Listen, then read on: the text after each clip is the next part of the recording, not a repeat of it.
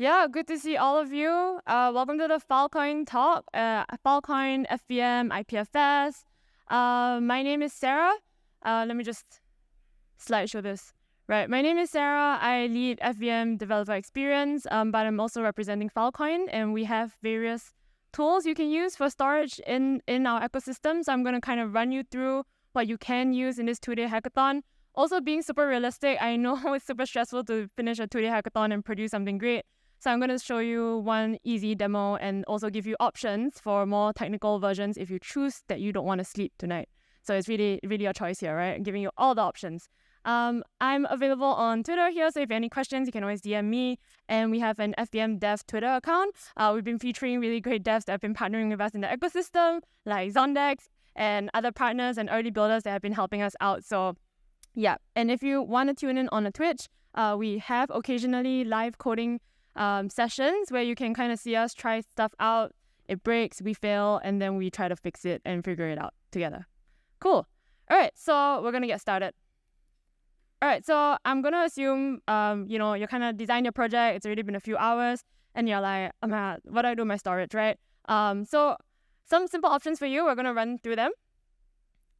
So we're talking about leveling up, right? So I'm going to get from simple, super easy to deploy, to get a little bit more, not complex. It's still really easy. And then lastly, super complex, but you get more programmability and more logic and more customization together with it.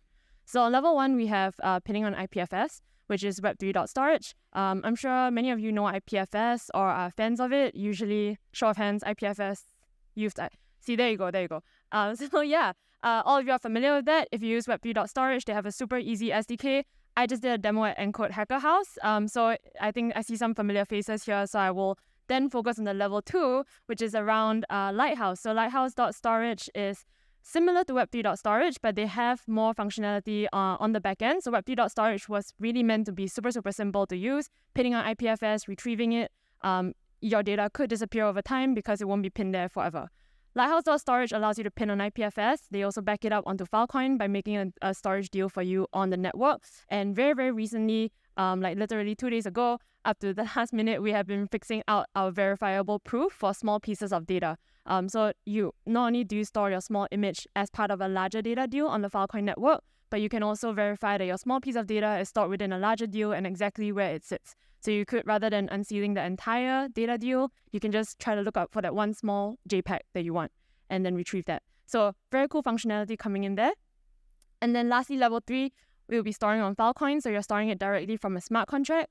This is enabled by the Filecoin Virtual Machine. So anyone here has used the Filecoin Virtual Machine? Yeah, okay, the numbers are increasing. Hackathon. Okay, awesome. So yeah, if you use Filecoin Virtual Machine, because of that, we are fully Ethereum compatible. So for the first time, you will be able to interact with the Filecoin protocol. Prior to that, for the past 7 years that we've been building our network, you couldn't really interact with it unless you are a storage provider and you want to run your own node, make the deal yourself. With the Filecoin Virtual Machine, we're now fully Ethereum compatible. You could start a storage deal from a smart contract and from a Solidity smart contract. So perfect for ETHGlobal. It does take a little bit longer, about 24 hours for a deal to be made. But I have seen people submit projects where they show proof of concept of it working. The deal doesn't get made, and that's totally fine as judges because we know that it takes 24 hours or so, right? So, but you can definitely include that in your project. And the cool part here is that you will be able to add whatever you want to your Solidity contract. So you can write logic around native storage primitives. We have created a library called Filecoin.solidity that will allow you to use Solidity calls to then interact with the Filecoin storage primitives. So you could do things like get deal status, what is the, how long is my deal being stored for, can I renew my deal, and so on. So a lot of things there. I haven't, if you head over to the booth later, I don't think I have it in my slide. This is the tutorial for our main contract that allows you to make a storage deal, and you can play around with that.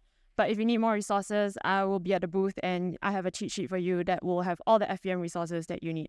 So this is how you go from level 2 to level 1 to level 3. And yeah, I've tried to simplify it as much as possible so you can kind of see straight away what are your options for the hackathon. Cool, so I'm going to run through the architecture a little bit, just a quick TLDR for anyone who's new to our ecosystem. I know that sometimes, for me, I joined Filecoin and for 3 months, I thought IPFS and Filecoin were the same thing. They were not the same thing, so surprise to me.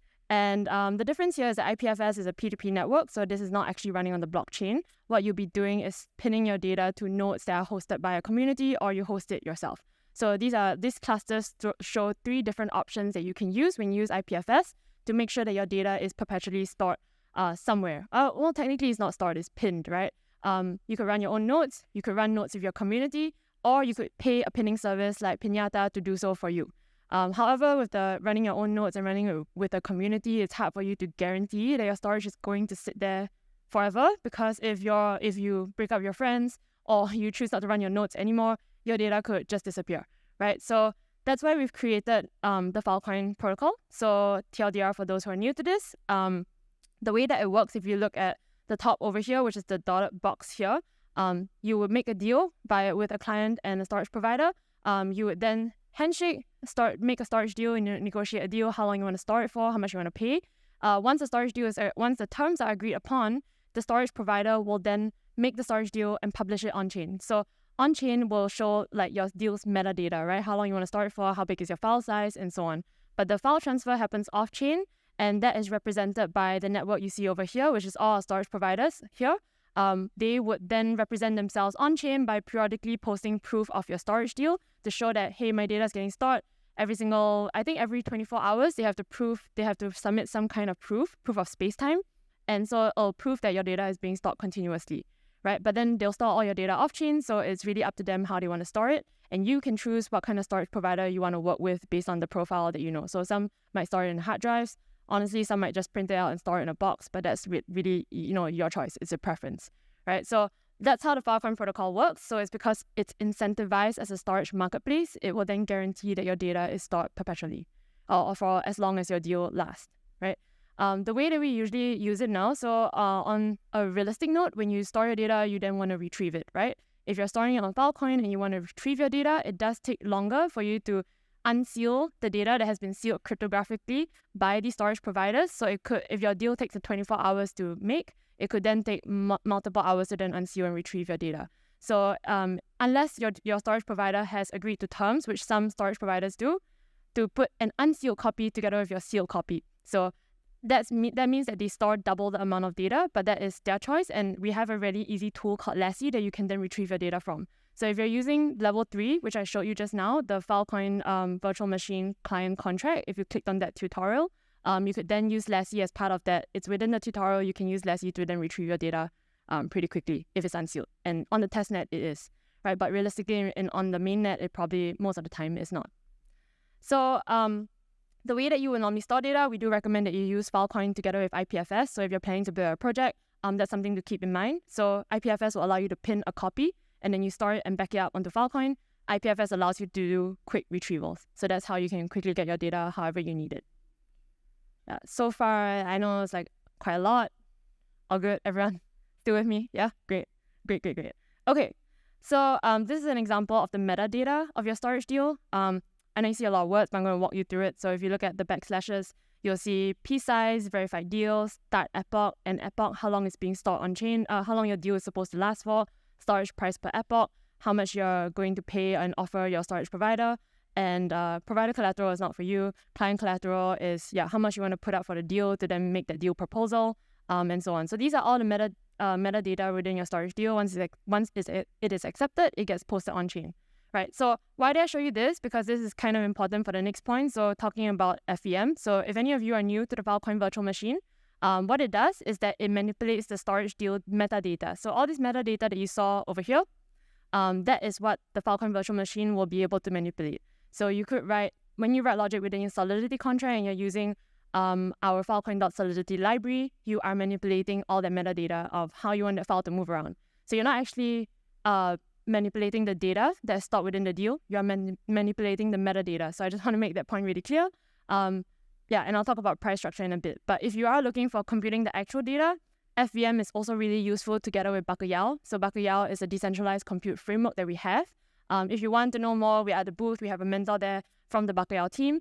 What FVM will do is allow you to send, by manipulating like, hey, I want this storage deal to be sent as a job request to Bacalhau. So Bacalhau will then do the decentralized computation off-chain and then post the result back for you. So that's how you will use FVM, and that's what FVM really unlocks. There are a lot of use cases that you can unlock with FVM, and we're continuously improving the dApp ecosystem to make it even easier for you to build solutions on top of it, right? Early days, we just launched in March, so a lot of good integrations coming in, so do definitely look forward to that. So I just want to give you a little bit of, so the green part, the green circle over there, that refers to how it's manipulating the metadata around the storage deal. And then that enables you to then do all the magic that you want to do on the layer 2 on top of that. So all the solutions that you want to build, you can then build it with those options there. So that's how IPFS, Filecoin, and FVM work together. Yeah.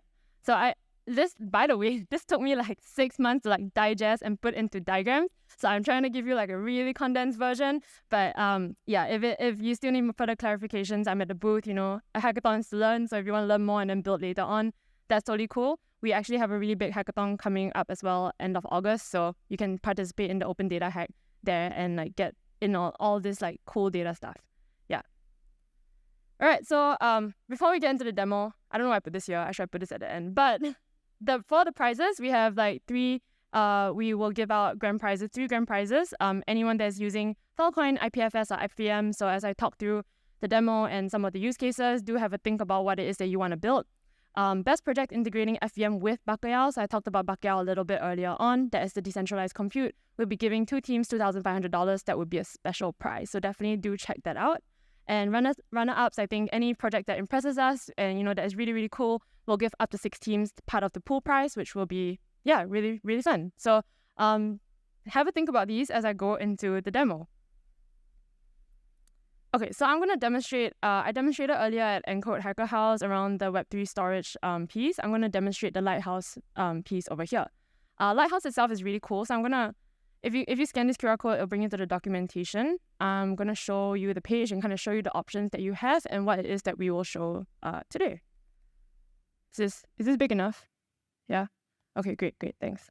Okay, so if you head over to Lighthouse documentation, remember, do not use the CLI commands part. That actually posts to mainnet, not to testnet. So you want to use the SDK over here. So if you are building your front end, ETHJS, you can actually easily click over here for code samples. And then I will be demoing for the Node.js backend. Yeah, so you have options. The cool thing about the difference between Web3 storage is that Web3 storage is a simple storage of any data. If you want to have encryption, access control, you can use Lighthouse.storage. They actually have it inbuilt within the SDK, so it's super easy for you to use as part of your project. And it should just be on top, a layer on top, so it should be easy to use and implement. So we're gonna try this one out. All right. So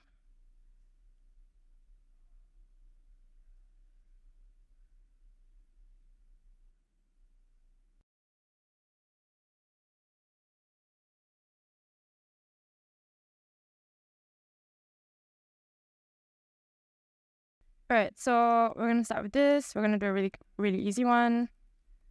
Okay,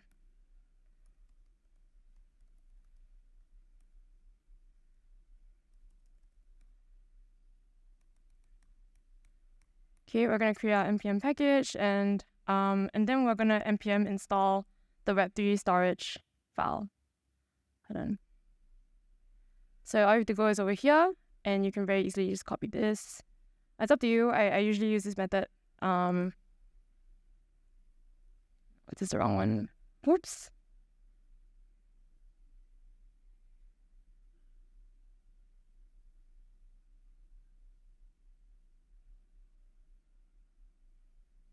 No. Hold on, where did it go? Where did my VS Code go? Hold on. What? Oh, okay, I found it. All right, awesome. Thank you. All right, so we're going to install this. And once you get it set up, at the same time, they also have instructions for creating a Lighthouse.storage wallet. So you can then run the storage deals that you want to run. Okay, so we're going to open up the folder.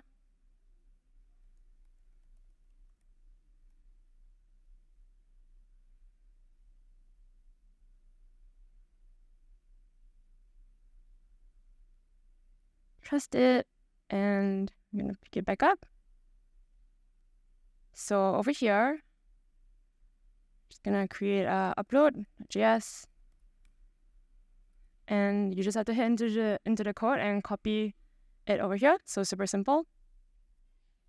And I'm gonna upload it from a file directly from my computer. So I've already created like a test file over here.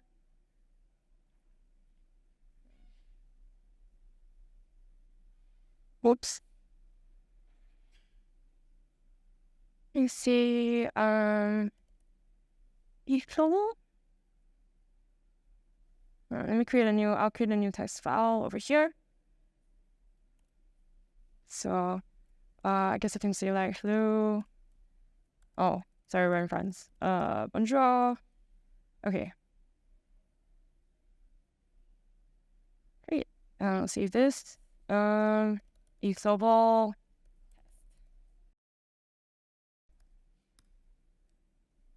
Awesome. Okay, now we're gonna get the path.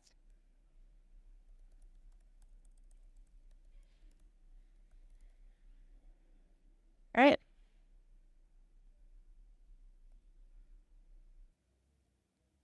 Okay, I'm just gonna drop this in here for a second. And we're gonna create the file from here. So I generated an API key earlier on. If you want, you can easily do this here. So I do use the CLI commands for creating the API key. I just find it easier. You can just easily copy this in and generate your API key to use it. So let me just check first. Hold on. Okay, great. So I created a wallet earlier on. If you are new to this, you would then have to hit over here and create a new wallet. Sorry, I missed that step. But I've already created a wallet. So you create a wallet first. Once you get your wallet set up, you can easily hit over here and then get your API key. So I have it over here, which is great. And let me just copy this.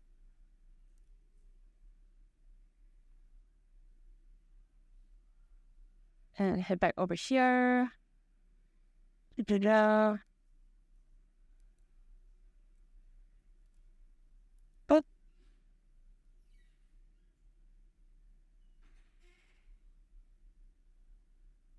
Wait, hold on, let me key in my path first. No, this one. No, not this one. This one, okay, over here. Great. All right.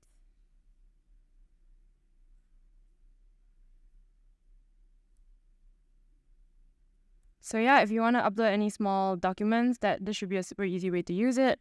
And then what you want to do is add in your API key. Okay, let me just check this first. Save it. All right, it's my API key. Oh, crap.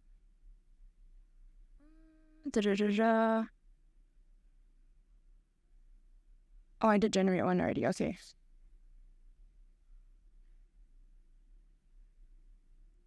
Okay, so I'm going to copy this again, and I'm going to paste it back up here. Cool, and I'm going to save it and hope this works.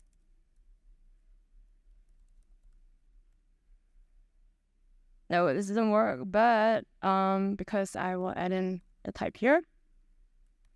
So yeah, if you hit this error, definitely go in and hit this. This often gets me going. And let's give it a shot. Module not found. Did I save it?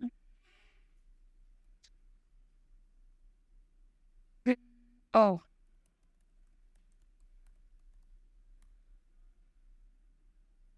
Okay. And yeah, so once you have your file, you will have generated your content ID. So for IPFS and the Filecoin, we ID our data not by location, but by the content itself. So this is how you'll generate your content ID. And when you want to view it, it's super easy to just head over to an IPFS gateway. So I like using Brave because they have IPFS plugins in there already. So you just key in here and you should be able to open up your file. So once you download it, let's try it out. Great. So that's a really just easy way to show you how to add storage to your project. Again, they have many different functions here that you can use. There are different examples. Especially see this used a lot for for teams that want to use encryption. So that's a really cool feature. And that would be the Lighthouse storage demo. So pretty similar for web3.storage. You would have the tutorial link from the earlier QR code. If you want to check it out, this is the QR code from lighthouse.storage. Some cool innovation coming. I just want to kind of show you guys a preview of what's coming up. But we have this. So basically what you saw just now was your file being pinned to IPFS and you're retrieving it from an IPFS gateway.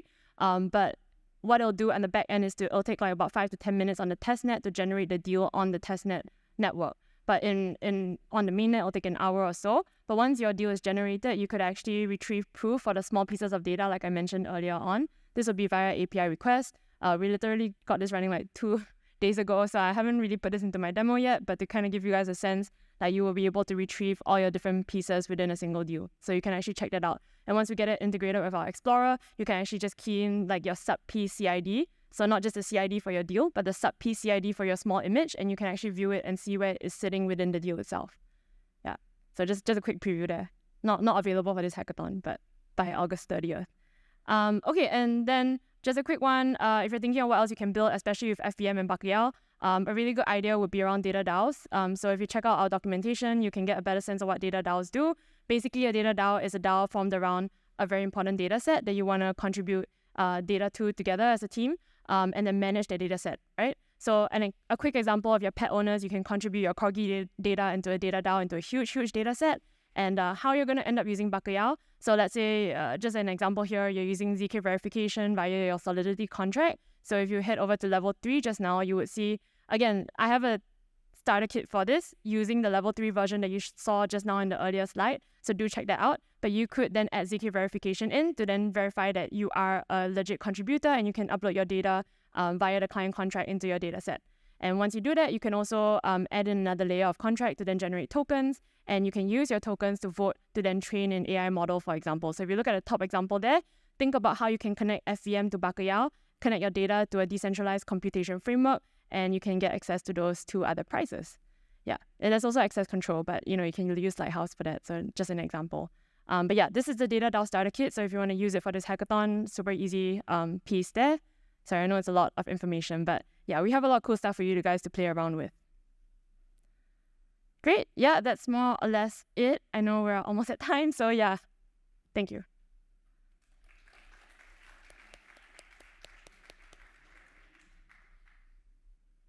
Yeah, any question?